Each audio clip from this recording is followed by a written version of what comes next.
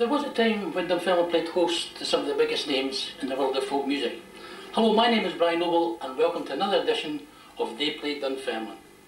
Today we've come up to the home of John Watt, local singer-songwriter, and asked John what he can remember about the 40 years of folk music. John was responsible in 1961 of starting the House in Chalmers Street. Hello John, many thanks for inviting us up. No problem, Brian, nice to see you again. 40 years on, 1961, what made you bring folk music to the House in Dunfermline? Well, of course, it all emanated really. I was a big jazz fan when I was in the army, which would be 1951 to 53, and from the jazz interest, of course, I collected records. You can see a whole lot of 78 records behind you, and of course they're all jazz music, and I collected early American jazz music like Louis Armstrong's Hot 5, Hot 7, Bunk Johnson, Kid Ory, all these sort of people. And then of course when I came out of the army we would go to jazz concerts and would see some of the American jazz people. I'm one of the few people actually that I've come across, and that seems strange it being me, but I went to see Big Bill Broonzy in 1953 in the Usher Hall. I've never met anybody else yet that's been there. But we used to go to these jazz concerts in Glasgow and Edinburgh, and of course we saw the British bands as well, like Humphrey Lyttelton, Ken Collier, and these bands, especially Ken Collier, they would, in the interval, they would have skiffle groups, so that of course you got them, and they were doing all sorts of blues material and that kind of thing. And from there, of course, it became the skiffle era, and then you got people like Joe Gordon, Willie White, and Joe Gordon still on the go. But the first time I saw Joe Gordon was in the middle 50s, being the Carnegie Hall when he was playing with the Black Diamond skiffle group. And Joe then went into kind of folk music and appeared on the television with the Joe Gordon Folk 4, and we used to watch that, and that would be in the late 50s. And then what happened was Delina McLennan, the well-known Gaelic singer who now lives in Blair Athol, she was teaching in a special school in Lochgelly, and I went to a party one night, and her boyfriend was Robin Gray, and he was the first person I had ever seen close up playing a guitar, and they said, "You must come across to the House in Edinburgh."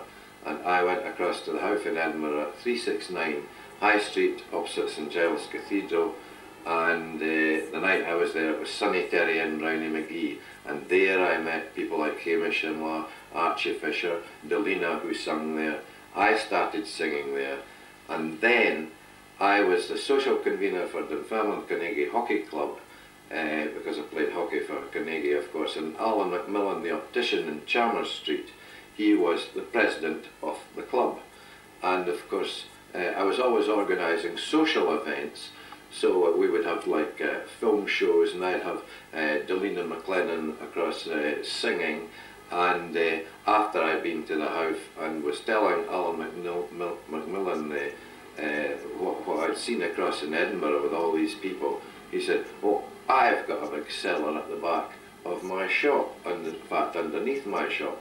And we went down and had a look at it, and it had been used as an air raid shelter during the war, and we cleared it all out, put in benches in it, and opened on the 16th of October 1961 with Robin Gray, Delina McLennan and Roy Guest, and to the opening along came Archie Fisher, Cindy Fisher, Joyce Fisher, and we had people from Dunfermline like Tony Harris and Jim Ritchie who came along, and a girl called Anne Leach and her sister, and it just transpired from there, and that's how Dunfermline House started in 1961.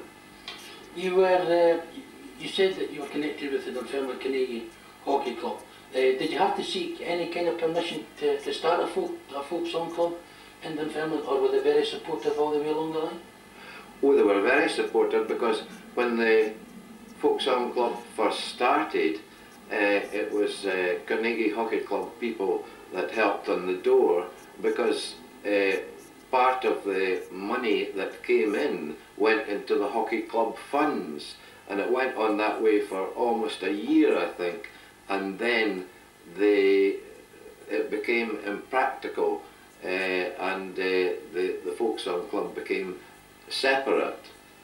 And also, of course, in the very early days of it, Dunfermline Jazz Club was involved in it, because Jack Beck, who I sing with now, Jack Beck from Dunfermline, he was a great jazz fan, and he put on jazz events down in Molocco's Cafe in Dunfermline. But we split away from them, and then Jack eventually came back into the scene as a folk singer. He became a folkie through the jazz, and really the skiffle to a certain extent, same as me. We're both from jazz backgrounds. On the research for today's show, I did notice that it was so successful the first night, you had to A, have a second night, and B, did you sustain the popularity of the Howth Club? No, not as high as that, because the Howth was a very small place. It only held about 60 people, and of course we must have had about 100 people queuing outside the door on that first night, so we had to run another night. But as time went on, it levelled out. But for the first year or so, we had good audiences. Of course, we got a lot of good people, you know, like Rory and Alec McEwen, people like that. We were the first club in Scotland ever to book Alex Campbell, and but I think we were there for, I don't know, you would know more how long we were there. We were there 2 years or 3 years. You were there till 64, March 64, you moved on. By that time, of course, things had progressed. There were more folk song clubs. The cellar was uncomfortable. It was warm enough because we had heating in it, but the way that folk song clubs went, they went into hotels where people could have a drink and where they could sit in comfort. So audiences did begin to dwindle, and then of course we went down to the Brucefield Hotel, and immediately things changed. We were playing to audiences of 100 because people had comfort and that sort of thing. The whole thing changed. Yeah, having appeared in the Howth and having went to a few folk venues in the Howth, I had tremendous atmosphere. Would you think that was missing when you took it away from the cellar? It had a tremendous atmosphere, didn't it? Oh, it had amazing atmosphere, and there's no doubt about it. Taking it down to the like of the Brucefield, you lost in the atmosphere. But again, from our point of view, it was a financial survival thing, whereby we got big audiences down at the Brucefield. Therefore, we could get various singers and whatnot. And really, the Howth could not continue. People kind of grew away from it. But the Howth was marvellous when it was running.